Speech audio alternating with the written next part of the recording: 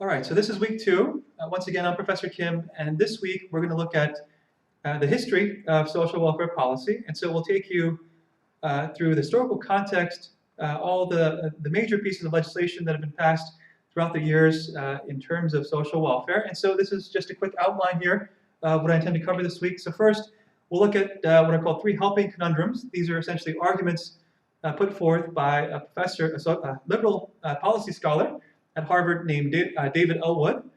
And so we'll note what these conundrums are. These are essentially these trade-offs that we make as a society, that the government makes, right, in terms of addressing poverty. When the government tries to step in and address poverty, there are certain difficult situations that arise and sacrifices need to be made. And so we'll take a look at what those three are that Professor Elwood notes as themes throughout our history. That's the first part of this lecture. In the second part of this lecture, we'll take a look at the actual history of social welfare policy. So these are major pieces of legislation that were passed throughout our history. But to do that, we have to go all the way back to Great Britain in the 15th and 16th century to take a look at the British Poor Laws of 1601, the first major piece of legislation attempting to address poverty. And so we'll shift continents after that, and we'll come to the US. The US system borrows largely from the British system in terms of providing assistance to the poor, and the legal system, generally speaking, for that matter. But you'll note that the early relief system in the US looks very much like the British Poor Laws. We'll take a look at what that looks like. And we'll take just a slight detour we'll dive into the origins of social work. So not necessarily social welfare policy history per se, but I think it's worthwhile to take a look at the history of the profession itself. And so that'll be in the second part of this lecture also.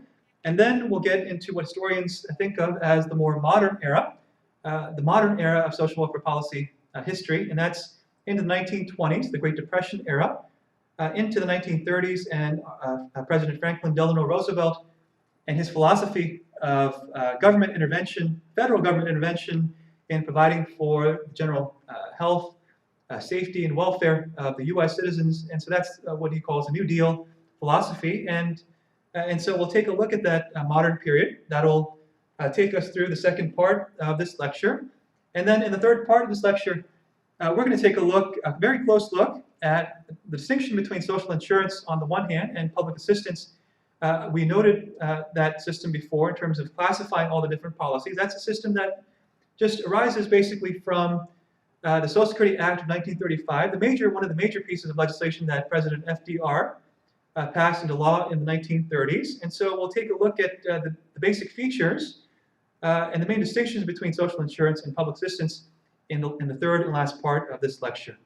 Okay, but first, we're going to outline these arguments put forth by Professor Elwood at Harvard, and he notes that there are these helping conundrums, right? And so I take you to some different definitions of what a conundrum is. So first, we have the American Heritage Dictionary, and they say that a conundrum is basically a problem that doesn't seem to have a satisfactory answer, right? You have some issue that comes up, and you just can't seem to figure out what the answer might be. Webster's says this. Webster's says it's a question or some problem where you can only conjecture, you can only guess as to what the solution or the answer might be. So along the same lines in terms of the definition. Now David Elwood himself, this is his language, not my language, but he says a conundrum is basically a damned if you do or damned if you don't situation, right? And so given the definition of a conundrum, the basic argument, or the basic thesis here is that when you have these poverty policies, right, these policies that have been put in place specifically to address poverty throughout our history, we have very difficult situations that arise, and that often entail sacrifices, that often entail trade-offs. In the language of economists would argue that we have to make trade-offs in terms of our policies. And so we'll take a look at three conundrums or trade-offs or difficult situations that we've seen over and over throughout our policy history. First is the notion of a security work conundrum, and the basic idea here is that where you have government providing for people's basic needs. That's how I'm envisioning security. So how well does the government provide for people's basic needs? That's the issue of security.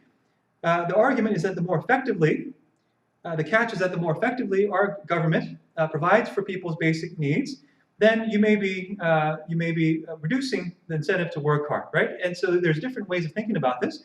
You can think of this. You can think like a psychologist, as a psychologist would, or you can think in sort of the language of economists. First, in terms of the psychological way of thinking about this particular argument, a more nuanced argument. Basically, the idea is that where government is more effective, right, where government is effective in addressing security, providing for people's basic needs, you may be reducing the psychological pressure for people to work hard, right? So if you know, as a matter of fact, that unemployment insurance will be there for you if you lose your job, or if you know that you're going to get very generous welfare benefits in the case of disability, or if you lose your job, or if you're falling on hard times, if you know that safety net is there, then there's less pressure to work hard, psychologically speaking, right? That's one way of thinking about this argument. The other way of thinking about this argument is as an economist would, and the basic argument, once again, is where the government is providing security, is effectively providing security, then in the language of economists, the incentive, right? Economists speak in terms of incentives. The incentive to work hard diminishes, right? And so you have this trade-off between greater security and typically less of a work effort is the conundrum. The second conundrum here is that between assistance and family structure. So once again, you have government trying to address the issue of poverty. And so this is an argument that arises from certain demographic changes that social scientists have seen over the years. So back in 1960, only about 5% of births, of all births, were to unmarried moms. And so basically the idea is that we have that 5% of families are single-parent families, but by 2005, right, by the turn of the century, close to 40%, nationally speaking, close to 40% of all families are in fact single-parent families. So you have a massive shift in the idea of what a family looks like here in the US. And so demographers and other social scientists will point out that part of the reason why we see that change is because of our welfare system. In terms of the structure of the system, in terms of the generosity of benefits that are offered in our system, that we may have incentivized the formation and maintenance of single-parent families is the argument, the conservative argument here. Right? So one example, back in the 1960s, we had what were called man-in-the-house rules, right? Where each local welfare system would send a caseworker out in the middle of the night, and if it was found that there was a man living in your house, you were cut off from welfare benefits. So naturally, the incentive there, if you're going to get cut off from assistance, you're going to make sure that there is no man in the house, right? And so through these rules, through the structure, and just in the generosity of the benefits that we've offered, in the increase in the benefits that we've offered over the years, that we may have incentivized the single-parent family is the conundrum, or the catch, the difficult situation that Professor Elwood is pointing out here. And finally, we have the idea of a targeting isolation conundrum, right? And so here, the premise here is that as a government seeking to address the social issue of poverty, we have limited resources at our disposal. And so with those limited resources, we're trying to channel those resources most effectively, and we do so by targeting those most in need, by channeling those resources to those most in need.